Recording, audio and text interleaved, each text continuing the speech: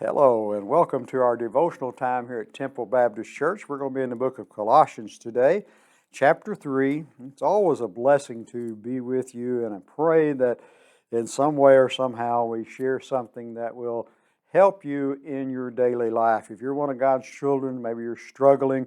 If you're not His, maybe you're under conviction to accept Him, and then today would be a good day to do that.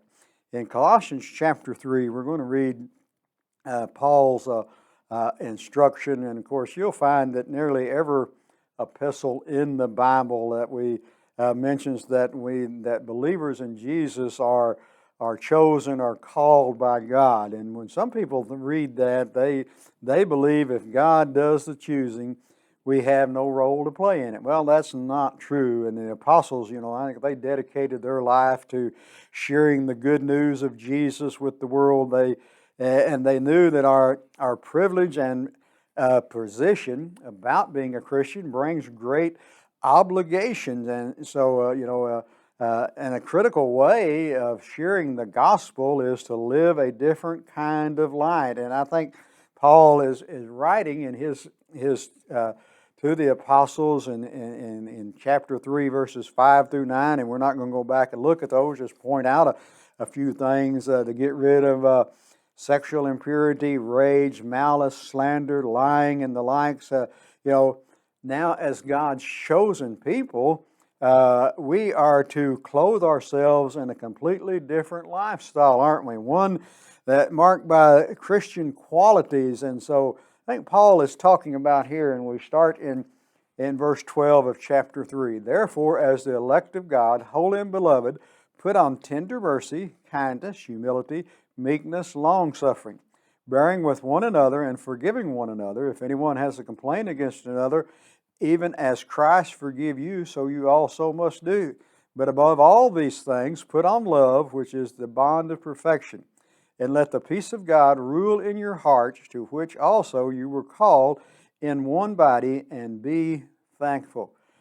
Just reading that right there, bearing one another, forgiving one another, if anyone has a complaint against anyone, but above all these things, put on love.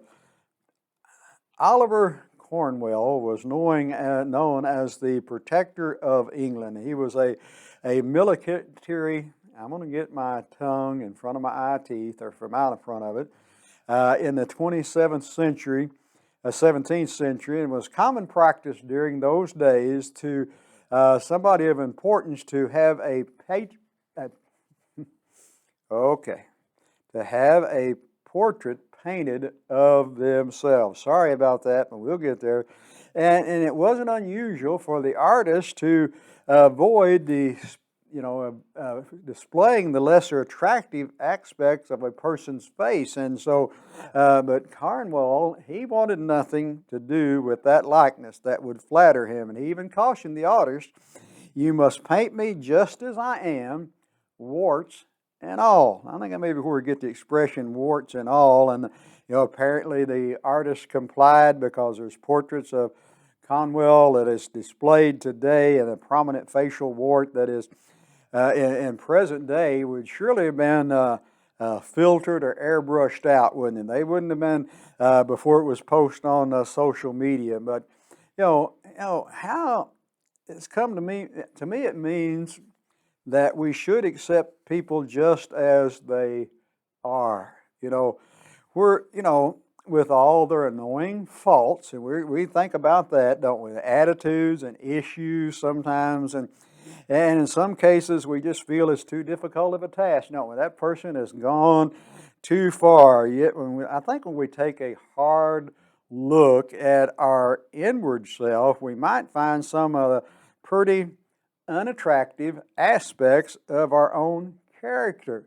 It's easy to point out other people's problems, isn't it? Easy to point out the warts on somebody else's face than it is ours. And, we're grateful that God forgives our warts, don't He? And in Colossians, we're taught to extend grace to others. The Apostle Paul encouraged us to be more kind, more patient, more compassion, even to those who aren't easy to love. And we all have those, don't we? All have encounters with those people.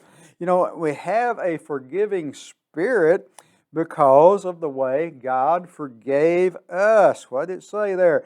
Therefore, as the elect of God, holy and beloved, put on tender mercy, kindness, humility, meekness, long-suffering, bearing with one another and forgiving one another. If anyone has a complaint against another, even so Christ forgave you, you also must do. Forgive. We have to forgive. By His example, we are taught to love others the way God loves us. Warts and all. Love us. Love them regardless of who they are or what they are or their circumstances of their life. Love them because when Jesus died on the cross of Calvary, He died for all. For God so loved the world that He gave His only begotten Son, that whosoever believeth Him shall not perish, but have everlasting life. If you don't know Him today, prayer is that you do know Him. If we know Him and we're not loving as we need to, not considerate of our fellow man regardless of how they may look to us, we still need to reach out in love to them through God. May God bless you is our prayer here at Temple. We meet on Sunday mornings at 8 o'clock, and we have our Sunday school classes at 9, and then we have a second worship service at 10, and then we have 6 o'clock on Sunday nights and 7 on Wednesday. We encourage you, invite you to come and be a part of those services. May God bless you is our prayer.